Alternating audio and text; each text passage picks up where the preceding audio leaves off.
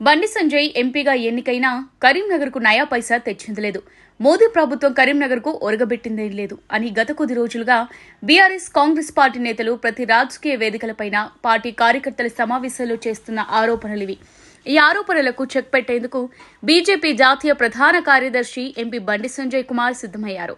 దీనిలో భాగంగానే కరీంనగర్ పార్లమెంట్ పరిధిలో ప్రతి గ్రామానికి కేంద్ర ప్రభుత్వం ఎన్ని నిధులు వెచ్చించింది, ఏ పనులు చేసింది, కేంద్ర సంక్షేమ పథకాలతో ఎంతమంది లబ్ధి పొందారు తదితర వివరాలను గ్రామానికి వివరిస్తూ ఫ్లెక్సీలు, వాల్ పోస్టర్లను ఏర్పాటు చేయాలని నిర్ణయించారు.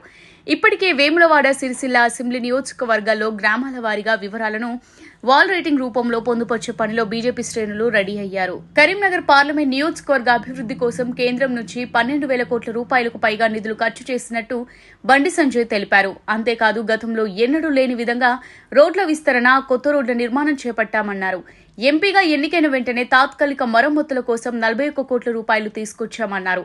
కరీంనగర్ జగిత్యాల ప్రజల చిరకాల వాంఛ కరీంనగర్ జగిత్యాల రోడ్డు విస్తరణ పనుల కోసం కేంద్రానికి ప్రతిపాదనలు పంపడంతో 1900 కోట్ల రూపాయలు మంజూరు చేయించామన్నారు. ఇప్పటి వరకు ఈ నియోజకవర్గంలో ఎంపీగా పనిచేసిన ఏ నాయకుడు కూడా ఒక టర్మ్లో ఈ స్థాయిలో నిధులు తీసుకువచ్చిన దాఖలాలు లేవని బల్లగుద్ది మరీ చెబుతున్నారు.